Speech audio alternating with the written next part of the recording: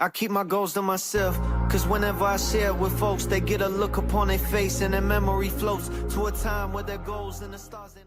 What's good? It's your boy JayThat'sMe. We're going to get into NXT from January the 13th, 2026. It was a pretty okay show for the most part. NXT is still in its rebuilding stages, which is fine. And now that we've got Keanu Carver on the NXT roster, business just picked up, and we are in pretty decent hands for right now. So, I do like that. But overall, the show was pretty okay.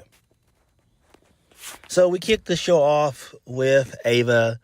She mentioned how Obafemi vacated the NXT Championship last week. She says she sees it as the perfect opportunity because now the men's division is going to be wide open.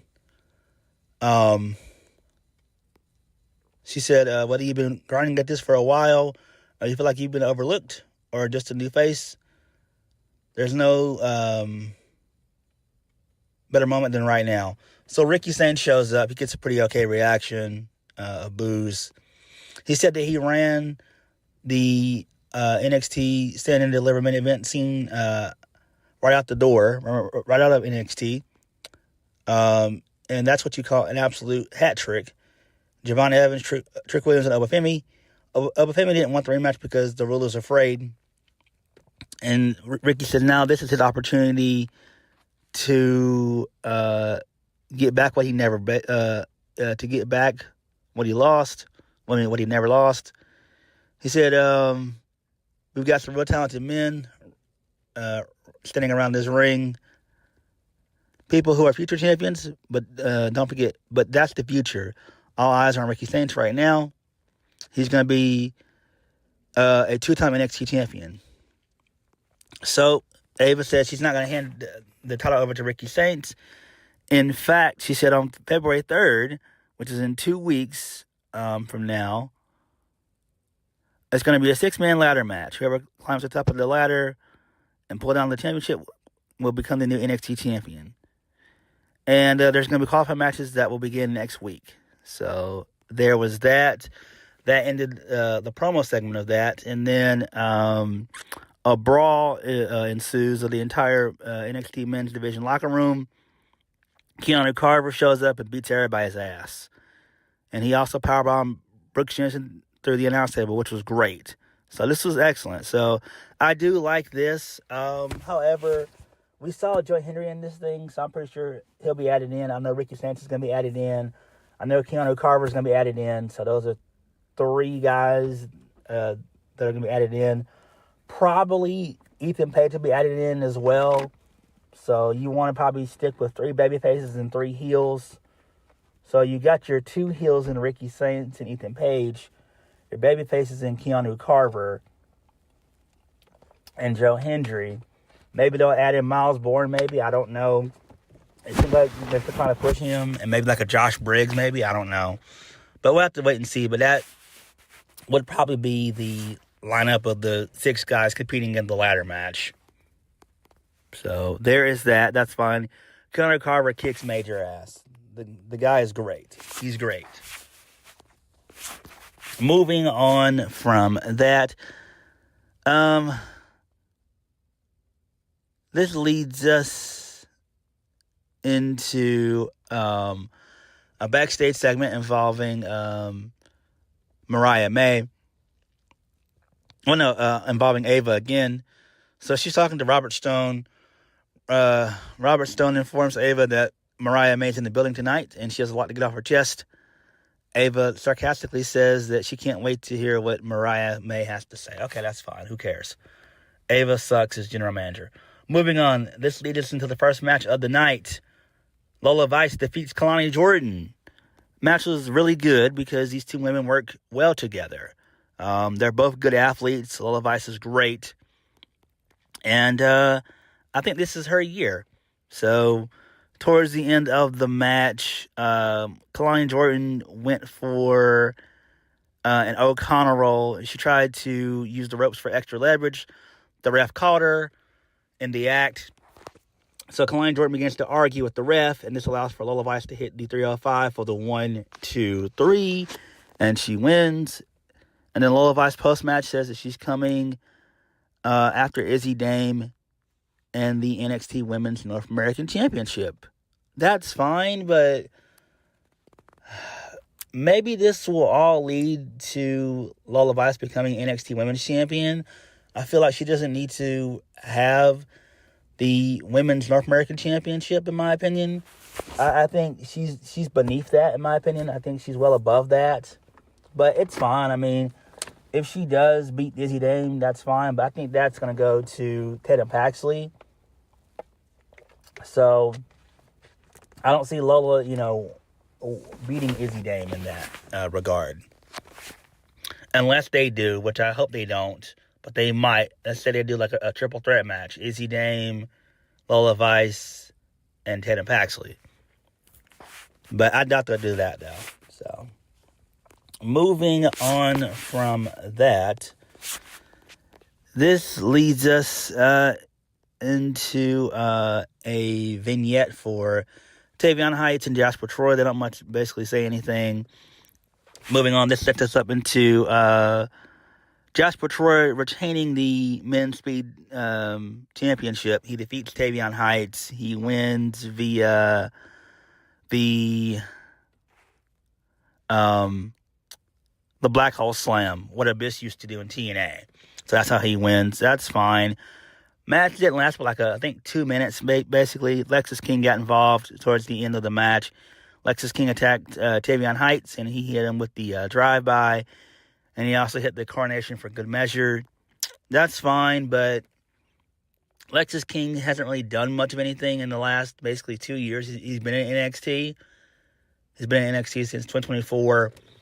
So, he's not really done much of anything, really. He's just there, He's been North American champion, but that's been about it. Other than that, he's just been doing jobs on, Evolve, and he's just been a low mid-card NXT talent. I mean, I do like Lexis King. He is pretty good. I like him. He's pretty funny at times as well. But he's just a underneath guy. So, whatever. Moving on. This leads us into Kendall Gray. She's talking to Ren Sinclair backstage. Kendall wants to have a conversation with Ava because it took all three members to beat a Fatal Influence to beat her last week. So, Zarya and Saruka, they show up. Zarya says that they're next in line to face Jacy Jayne. Zarya proceeds to ask Ren if she's going to allow Kendall Gray to get another title shot over her. Ren Sinclair says that Kendall Gray is a lot better than her right now. Kendall says that she wouldn't be here if it wasn't for Ren. And if she wants the shot at the NXT Women's Championship, she'll return the favor and be in her corner. So Saruka mentions that Jacy Jayne's already defeated Kendall Gray and Ren Sinclair. So JC then comes out of Ava's office. She tells everybody to be quiet because she's having a meeting with Ava. So Saruka and Zarya and Ren QCC, they begin to, they barge in and they bicker with Fatal Influence. So, Ava was having a conversation with Jacy Jayne, but it wasn't about who her next challenger is going to be. Ava talked things over with Santina Marella, and next week's Zaruka will battle Ren Sinclair and Fatal Influence in a triple threat match. The winner of that match will get a shot at the TNA Knockouts World Tag Team Championships. So, whatever. I mean, this is fine, I guess. It's not really that important. Who really cares? I'm guessing this will happen at Genesis. That's fine.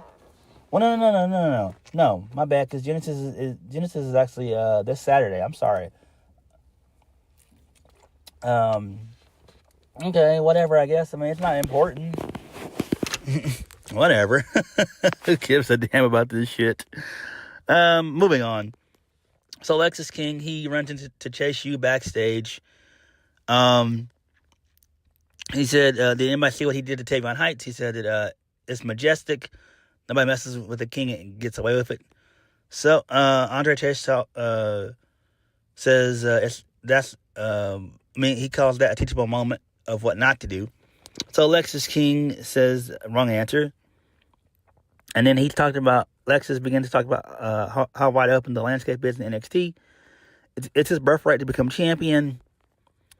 Taking charge and making opportunities is something everybody should be doing. So Stacks and Ariana Grace does show up. Stacks says he likes the fact that the King is holding court because Chase U should be taking his advice. Chase U's heard enough, and then they walk away. Stacks gives Lexus King props for helping him become TNA International Champion. Lexus King asks Stacks if he needs help with Shiloh Hill. Stacks says he's good because he's got his beautiful exotic queen by his side. So Miles Bourne, he then stops Mr. Stone in a track as he's going to head to Ava's office. So Miles wants to be in one of the qualifying matches. And Mr. Stone, Robert Stone, says that he'll talk to Ava about it. Whatever. Who really cares? Then we get another vignette from Ilio LeFleur, which I said that right. So he really didn't say but mention basically anything. He just talked about, his time on the indies and everything else. And he talked about being a luchador and, how wearing the mask is honorable to him and everything else. And he said that he's coming to NXT. So, and he's here to slash the sky. So I like this. This is great. He's going to be a much needed addition to the men's roster. He's going to put on some fun ass matches for sure. So I'm down for that. I'm down for that shit. Moving on. This leads us into Ava and Ethan Page. So Ethan Page basically wants to be added to the championship match. So him and Ava, they continue to bicker back and forth and everything. So, Ethan Page does want to basically enter in the qualifying matches, but Ava says, if that does happen, you're going to have to forfeit and vacate the NXT North American Championship. So, but Ethan Page is going to be in a match next week, and he's going to have to defend the North American Championship against Ilio LeFleur in his debut match. So I do like this. This is great. So this does make perfect sense. Hopefully they end up doing like a roll-up finish or whatever to where, Ethan Page loses like that. And then you put Ethan Page in. Because Ethan Page does need to be in the ladder match. I think, again, you should want to have 3 baby faces and 3 heels. Right? So Ethan Page is a top heel. He's one of the top heels. Ricky is top heel number 1. Ethan's clearly a top 2 heel. So you gotta have him in the match somehow. So he's gotta win this, he's gotta basically be in the match anyway, basically. And it wouldn't hurt him to lose the title, He's made it prestigious and everything else. So it's good stuff there. I like that. Moving on, this leads us into Mariah May. She talked about why she attacked Thea Hale. She said that it was a travesty having to compete for her title in the first place. She said that whenever she rises to the occasion, they'll turn it into controversy and into chaos.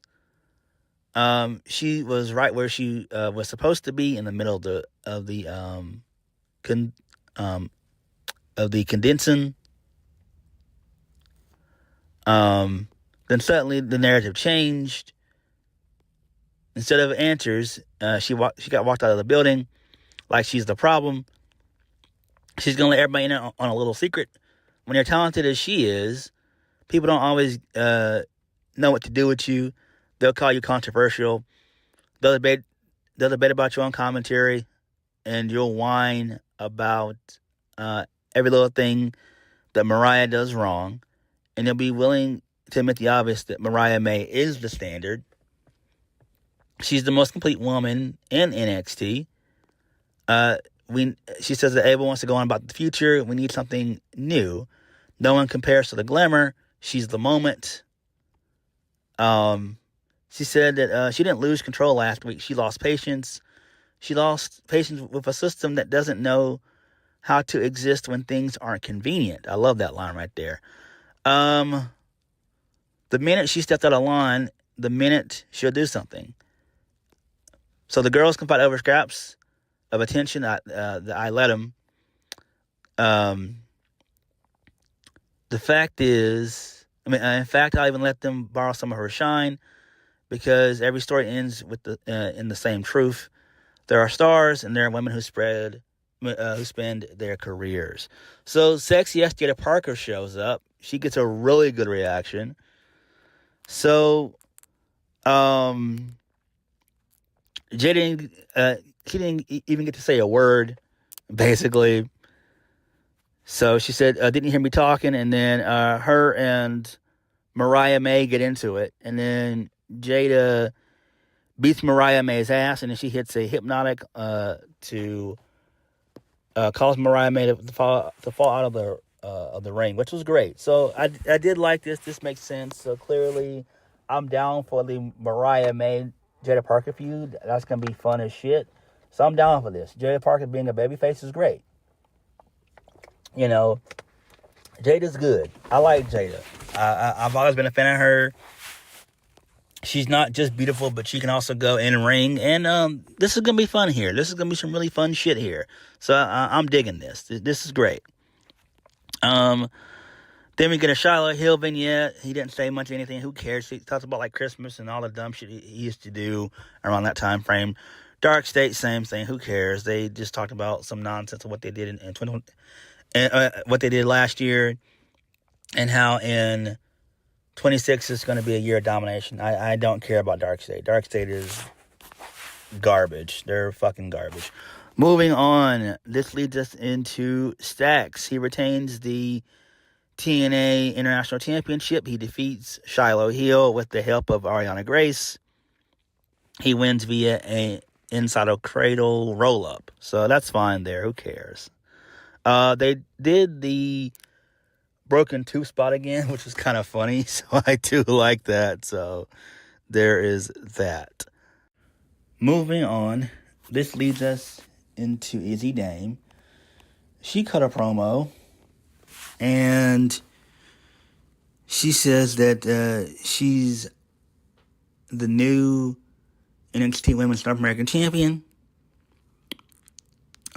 She says that she knows that most people are tired of the same old story about how she got how she finally got her moment.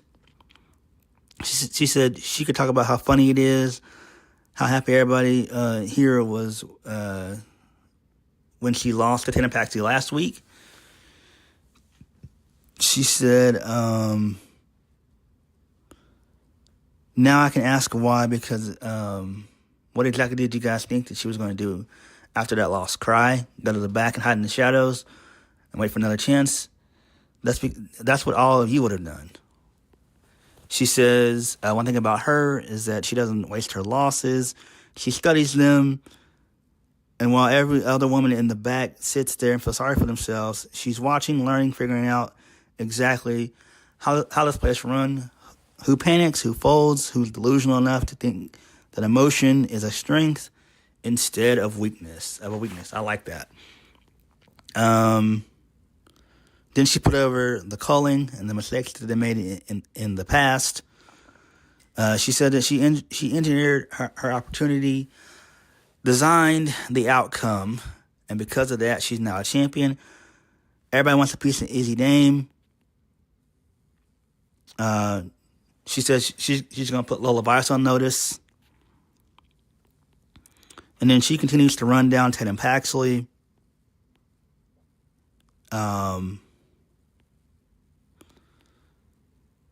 So she says that she became champion because she can think faster, plan longer, and pull the trigger without hesitation. And if anyone, and I mean anyone, thinks that they're going to get close to this title, then they need to understand what they're signing up for, because you're not fighting for a title. You're walking into a trap, a game that you don't even realize has already begun, and that's just what it is. So then Tatum Paxley shows up. She breaks free from the referees, and then she tries to get her hands on Izzy Dame.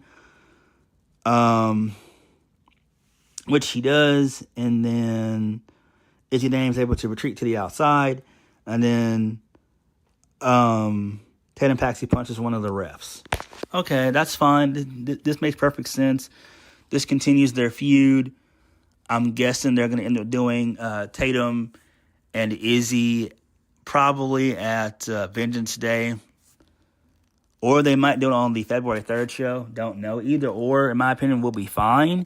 But I would hope they would do their third and final match on pay-per-view versus just wasting it on television, in my opinion. That's just me. But we'll have to wait and see. Moving on. This leads us into Ricky Saints. So he had a backstage interview with Kelly Kincaid. Ricky says that he had a conversation with Ava. He was promised a rematch for the NXT Championship. So she came up with a compromise. Ricky doesn't need to qualify for the ladder match because he's officially in the ladder match. And then he's going to be on commentary for 2 of the qualifying matches. One of them being Shawn Legacy versus Eli Knight. And the other one's going to be Josh Briggs versus Shiloh Hill. Oh my God. Okay, moving on from that. So Stax and Ariana, they show up. Stax is pissed that Shiloh's getting a qualifying match after just defeating him. Ricky Saints says that Stax shouldn't complain because his girl helped him win the match, and he's still the TNA International Champion. So Ricky tells Stax that he'll be all right. Lexus King shows up and tells Stax they need to talk. All right, whatever. Moving on from that. So Tatum Paxi, she's ejected from the Performance Center for attacking an official. So the Vanity Project, they showed up. They are officially signed to NXT. Jackson Drake is assuming that he'll have a qualifying match, despite currently being the Evolve champion. Brad Ballard says a swipe right will be battling Chase University next week. So then Keanu Carver shows up again, and he scares off the Vanity Project, and he shuts down an interview that he was going to have. Okay, that's fine. Moving on, main event of the evening, Joe Hendry defeats Dion Lennox in the no DQ match with help from Tony D. So this match started off slow, didn't really like it. It got better towards the end. So Dark State, they get involved, and then OTM, they have a brawl. They all go backstage. Then Joe Hendry and Dion Lennox, they hit each other with chairs. Then Tony D shows up. He choke slams Dion Lennox, and then he also choke slams Joe Hendry. And then he puts Joe Hendry on top of Dion Lennox, and the ref counts 3. And then post-match, Ava shows up again. She's got security guards, and then Tony D beats the shit out of the security guards, and he has a brief standoff with Ava, and that was it. I don't like this version of Tony D. It doesn't fit him. This silent mob boss character that he's been doing for the past month and some change now is not good. He hasn't said a word, and I don't know where this is going. I don't even know how this even occurred. And we have not gotten an explanation as to why he's doing this. It doesn't make any sense. It really doesn't. So hopefully, maybe next week he'll at least say why he's been doing this for the past few weeks. But to me, this has just gotten old, if we're being honest. So it is what it is. But NXT this week was okay. I did like the Jaida Parker return. That was great. I did like Keanu Carver showing up and destroying everybody, so that was cool there. So all in all, NXT was okay. But what did you guys think?